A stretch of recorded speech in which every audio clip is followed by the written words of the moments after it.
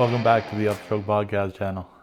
Welcome subscribers, and those of you who haven't subscribed yet. In this series, we're going to talk about employment, my employment specifically, and possibly your employment. Being disabled makes things a little tricky.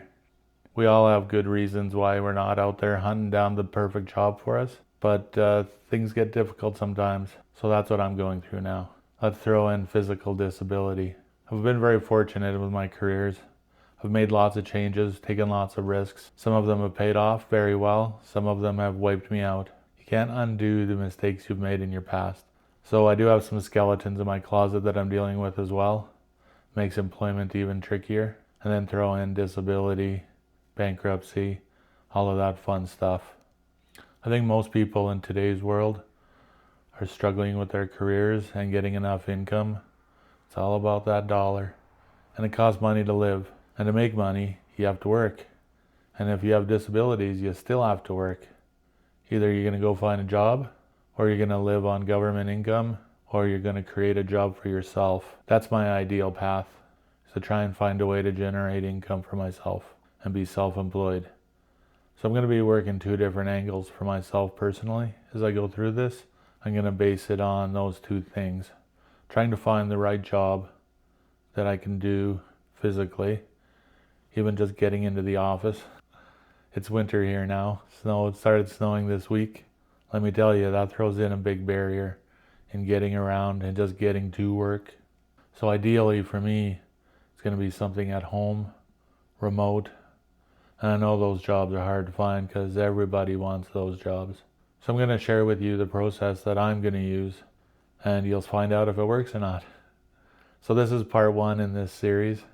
If you know somebody that's in a similar situation or someone that just wants to share the journey, please share this episode with them. Let's get into it. So this is my career rebuild plan. Disability Aware Career Recovery. How's that for a title? My background has been varied. I've always switched things up when I was miserable, and there's pros and cons to that. I've started working on my resume, but it's far from complete. I don't really know how much information to put into it. So I'm refining it down and using some different tools to do that. So I'll kind of walk you through that. I definitely haven't applied for anything yet because I don't really know what I want or can do. Physically, I got to deal with those things. And if you've had a stroke, you are as well. So the biggest thing is getting into an office, using the washroom, things of that nature, if I'm going to be working in an office, which I probably will be. So my careers have been varied from office. Actually started off as physical in the auto body industry, painting cars, which I loved, but was very unhealthy, and I got very sick from doing it, from all the dust and the fumes. And so I got into sales, the gift of gab, which makes for a horrible salesperson. I think basically over time what I've learned is the people that have the selling skills are probably the most annoying salespeople. People that are just honest and legit and straight up are probably the best. And people that can build a relationship. So I've been able to do that and do it fairly well. I've moved into leadership positions then. So I interviewed and hired a lot of people. So I have experience with that. So I always reflect back on, would I hire me? And I don't know if I would right now. Just the interview, like hobbling in on a cane or a walker. That first impression, right? So going through this, there's just so many negative thoughts and reasons why I don't think I can do this. But we have to get over that. I have to get over that because I can do this. So I'll find a way. So anyway, there's my big fancy title. And again, this is developed for me. If you want any of this information, shoot me an email, upstrokepodcast@gmail.com, and I'll shoot you these files. Stage one, I'm going to do a self-assessment. So I'm going to understand what I can do and what I enjoy doing, what fits my physical situation. What I've realized is going through this, it's a wish list. It's like the cushiest job on earth. So at this point, I'm just going with it. What is that? What could it look like where I could perform at a high level and generate a decent income? So I'm listing my strengths, my skills. Right now I have technical. Most of it, a lot of these are new as well. Communication. I also have a creative streak, which I love. I love being able to make things. The easy one to fill out is my limitations. So mobility, fatigue, hand dexterity. Identify my interests. Topics or industries that excite me. Write out my ideal work environment. From home, flexible hours, low physical strain. So these are just examples. Gather feedback from friends, therapists, former colleagues about my standout qualities. And now this is hard. It's hard for me. I can be very good at things, and I'm pretty harsh on myself. A lot of this applies to everybody, not just people with disabilities. So then exploring those career paths. Find options that align with your situation and goals. Ideas to explore for myself. Content creation and media, building on my Upstroke podcast channel. Advocacy and speaking, become a voice for stroke and disability awareness. Remote work roles, a virtual assistant, a content writer, editor, or online manager. Consulting or teaching, mentoring or training others from experience. So I guess that's kind of what this video actually is. So the tasks I have for that is research each path's realistic income potential. Does that align with what I need to live? And hey, maybe it's 2 or 3 different jobs that build up to that $6,000 a month that we need to pay the bills. So I need to research each path's realistic income potential and no training or certification required. What's it going to take for me to get to that level where I can perform at a high level? Now I keep saying perform at a high level. What I mean by that is add value. When I'm hiring somebody, I want someone that's going to add value to my business or my employer's business.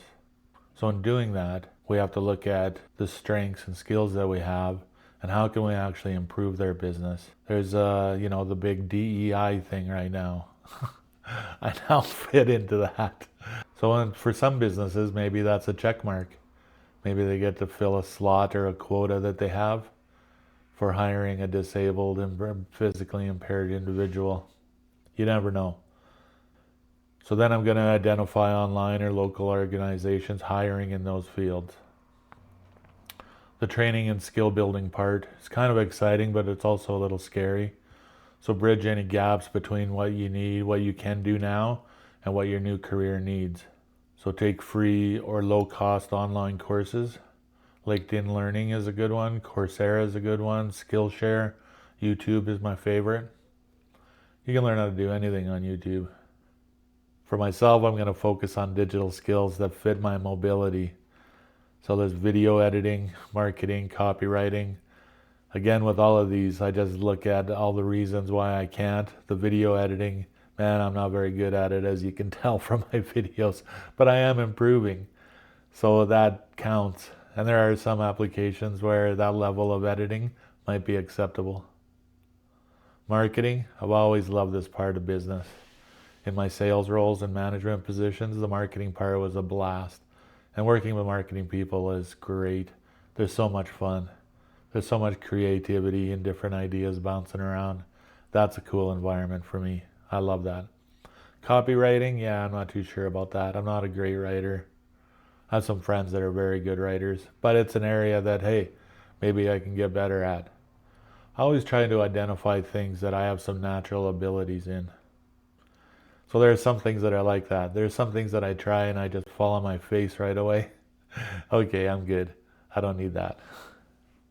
Some of the things that I've already done when I was in the Pinoca facility, in the Ed Center, they had me do typing, which was fantastic.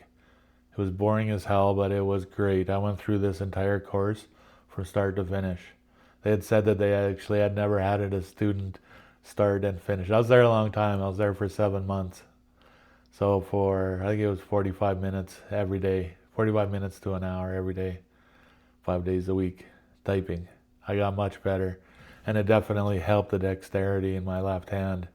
So I just stuck with it, and it was a great low pressure environment to do this until they threw me into a speed typing test. Then I would panic and get all moody, pout. Something else that I use this software, DaVinci Resolve, for putting my videos together. And it's not the easiest software to use. I researched 3 or 4 of these systems previously. The big advantage to this one is it's free.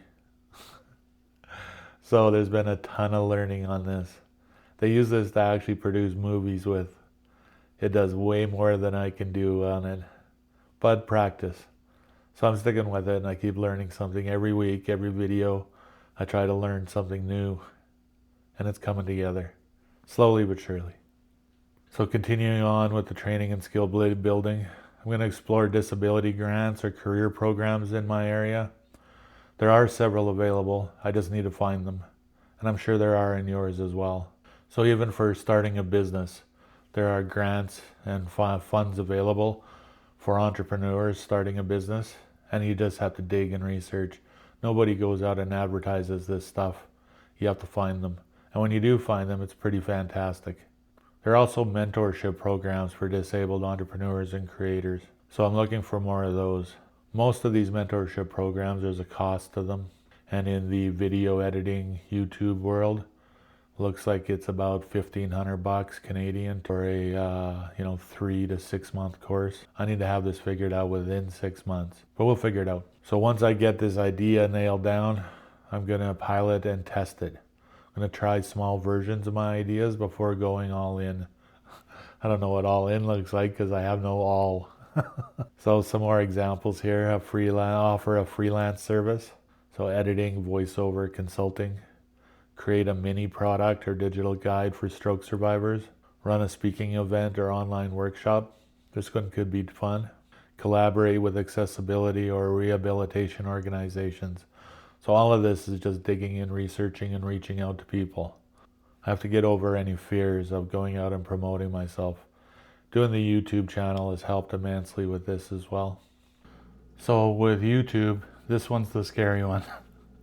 Building the income streams. There's certain objectives you have to reach with YouTube. The minimum to be monetized, to make your $6 a month or whatever it is. Some channels do much better, obviously, than others. Mine's very small. So the goal here is to develop multiple steady and scalable ways to earn. Like I said, I always like the upside. So I would like to find and develop something that has growth potential. Getting an hourly wage, there's very little growth potential. So how do you compound that income? That's what I'm trying to find. And I've been able to do it previously in my previous careers, in a couple of them, not all of them. It's very hard to do, and it's risky because the downside is zero. It's called a variable income. So the idea is, if I'm able to run with this YouTube podcast, is to monetize. And that creates revenue from the YouTube ads, the ones you push skip on. You don't get paid for those, but you do get paid for the ads that people actually watch. So the best time is usually at night when people are falling asleep, using YouTube to fall asleep to. Hush, little baby, don't say a word. So memberships is another thing that they offer, and that's where the viewers or subscribers pay a membership for special content. I don't really know what that special content would be. So at this point, I'm just trying to grow an audience. And then there's a super thanks function, which is paying again. So donations, in essence, contributing to a channel that you like. Affiliate program. So this one's a little bit interesting to me. So this is where I sell something or promote something on my channel. So I do a review on this cane. That's pretty cool because it folds and I'm able to tuck it away into some small places, and then it just quickly goes back in. So there you go. I could put a link in my YouTube to Amazon for this $28 cane or whatever it was, and then I would get a percentage, a commission on that sale. So affiliate programs, toolkit links. So this is me developing toolkits like the one I'm doing right now, and then charging you to download it. At this point, just everything's free. So that's a free promotion of a cane, and this package here is no cost. So at this point, yeah, just trying to build the audience. Then there's digital products or ebooks. Digital products would be software systems, I guess. Ebooks, self-explanatory. Donations and sponsorships. The donations, I don't know if I'm going to see too much of that, too much opportunity there. It's not really a donatable type of, maybe, I don't know. Sponsorships, possibly. So this is where channels will find a sponsor, and this podcast or this episode is brought to you by ABC Medical, something like that. Speaking or consulting engagements, this one could be fun. I do enjoy it. I like people. So if I'm able to continue helping people, and thank you for all your messages and comments and emails for those of you that have reached out and appreciate the content. So there might be something there. Grants for disability entrepreneurs. This could be the cool one here. Well, a cool one. So research, lots of research. Build this thing up. So I'll come up with a business plan now for the Upstroke podcast channel and how I think I could potentially grow this into some kind of income. Honestly, I don't see it ever generating the $6,000 a month that we need, or even $4,000 a month, but we'll see. You know what? You don't know till you try. So the test and pilot thing, I guess, has already begun because we've developed the channel. We've gone through the last 6 months putting this together, and we are getting views, more views than subscribers, that's for sure. But it is growing. People are watching, and what's ironic and what's interesting is people are going back, and the older videos are getting a lot of views. So this is cool. People are going back. They're figuring out how to find the channel. And if you don't know how to find the channel to see all of the content, if you're on a television, just click the up button and it'll give you options. You can scroll left and right and click on channel, and that'll take you to the channel. You can see all the videos, long form and the shorts, and then it's broken into, there's a couple playlists there as well. So you can explore with that. On a cell phone, just touch and tap on the channel name, Upstroke Podcast Channel, and it'll give you an option to view channel. On a computer, very simple, just drag your mouse over to the channel name, click on it, and it'll open the channel directly.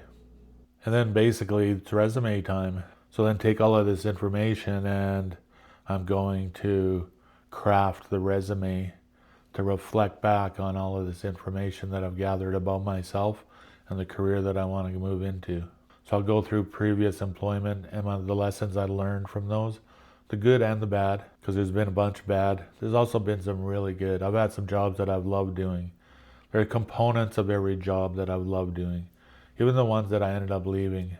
So what skills or mindsets carried over into my recovery? Which old habits or environments no longer serve me? That was pretty easy. Lots of stairs. We have winter coming right now as well, which I'm not excited about. And I live in the Great White North, and one of the colder parts of the Great White North. Edmonton's known for some pretty nasty weather. So we got our first snowfall this week. I heard neighbors out shoveling, which I can't do at this point. Pretty dangerous, pretty sketchy, slipping and sliding when you're disabled. So yeah, there's some environments that I just will not be able to work in, especially at this point. I have to keep saying that. Well, at this point, I am progressing, I am getting better, but I have a long way to go. So let me know if you're interested in this type of information, and if you want to see my journey as I continue doing this. The next episode I'm going to show you some of the things that I've filled out for me, my self-assessment, strengths. The weaknesses are the easy ones to come up with. And then the different ideas that I come up with for a career. I started researching disabled employment agencies. And what I found quite a few. In my area, there was 6, 7, maybe 8. So I went to their websites, had a look at what they had to offer, what they specialized in. They all specialized in something a little different. One of them was autism. The majority of them were mentally handicapped, which at this point I'm not. I did find one that specialized in physically disabled people. So I reached out to them. I shot them an email. They got back to me right away, and they set up a phone call for the next day. The intake person that I spoke with was very cool, very nice lady. These people deal with disabled people every day, all day. It was a very easy conversation to have. So kind of explained my background and what the ideal job was, what I thought that the ideal job could be. And she is hooking me up with another individual that will get into more detail within the next 2 to 3 weeks. That phone call will be scheduled. So that's pretty exciting. It's a step forward. So my advice to you is just start reaching out to these agencies. I talked a little bit about the DEI thing, and I struggle with that one. So what are the merits that I bring to a business, back to the value? Those are the things that I really need to hone in on. Every single person can add value. Have you ever looked at someone in a job doing something and you think, man, how did they get that job? That is the perfect job for that individual. And there's some crazy, bizarre jobs out there. Well, they researched, they put in the time and the effort, they got the education or did the training that was required to do that, had to do the tasks within that job. The mobility, I guess for myself, I'm very grateful that I can at least work a keyboard. There are a lot of people with strokes that cannot work one of their hands. It makes it very difficult. But you can type with one hand, you can work a mouse with one hand. There are things you can do to try and figure it out and try and improve it. So in those areas, I just have to consider myself blessed and put those things down on the skills side of things. So that is a skill that I have. I'm definitely not very fast, and I keep hitting that caps lock button. And I don't look at the screen when I'm typing. I'm staring at the keyboard all the time. I guess I could use more typing lessons. Back to school. I should be able to type better than I do for the amount that I practiced. So yeah, the writing and copywriting thing, not great for me. I can get a paragraph in and then look at the screen and it's all in uppercase. And I'm sure there's an easy way to switch that, but I haven't found it yet. I end up just deleting it all and starting over.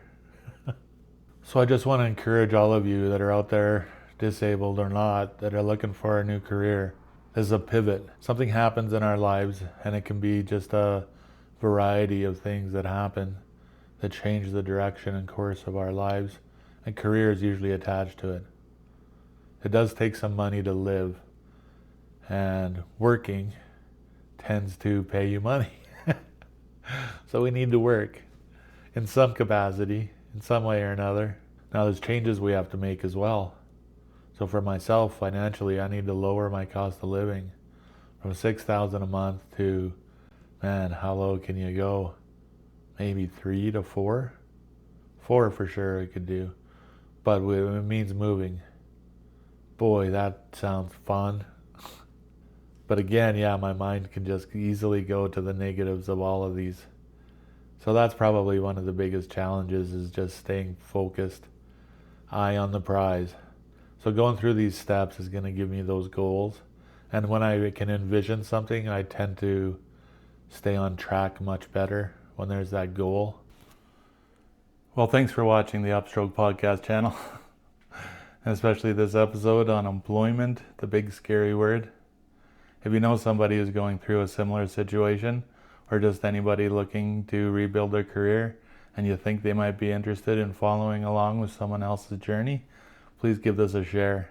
Just click on that share button below, and it gives you options for how you want to send the link, or you can just copy the link and stick it in an email. Have a great day, and God bless. We're gonna dine with kings. We'll have the finest things. Carve our names in stone. We'll never die unknown.